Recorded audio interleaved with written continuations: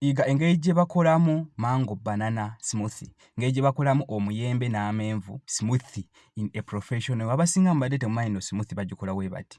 Okanya kunywa abamu smoothie mugiyita juice. Tulina enjawulo between juice ne smoothie. Video eno egenda kubekulaga. Gwe nawe nali okulaba ngenda kusaba likinga video eno. Omanyiza okulikinga, subscribinga, omanyiza okusubscribinga kade katandike phone kwato sharinge n'omuntu omulala. So etuba tukola mango banana smoothie, tugenda kwetaaga emiyembe, tugenda kwetaaga amenvu, yellow bananas, tugenda kwetaaga plain yogurt oba vanilla yogurt, tugenda kwetaaga amata agannyogoga, tugenda kwetaaga omubisi oba sukaali n'ebiri option ebyo.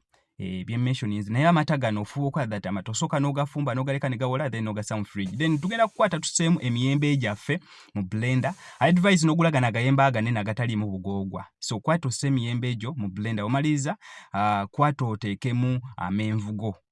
Amenvu go ge wakyopinze. Maize okusaamu amenvu go tulikola smoothie yaffe. Kwata oteekemu plain yogurt oba vanilla yogurt, ekimu ku kyo. Tosaamu yogurt mulala, vanilla oba plain yogurt, ekimu ku kyo ky'oba ossaamu. You apply what's enough. Gosaamu gw'olaba akumala gw'oteekamu, because tumuteekamu okubalansinga taste ne thickness. Then wetumaliza tugenda kwata tuteekemu amata gaffe agannyogoga. Nkiddamu bw'ogula gano amata ag'omu bikopo sooka ogafumbeko galeke gakuulinge, then gasse mu fridge gannyogoge.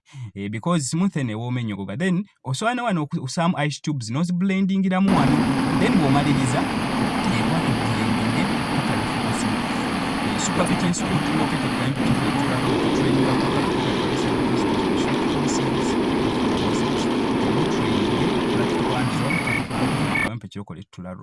then womaliza kwato serving to straininga to sengejja kwato serving gweyagala okwogera nange namba eyo nyingi olaba kapande ka super kitchen gye wompa whatsappinga ko joining ne WhatsApp channel yange WhatsApp group.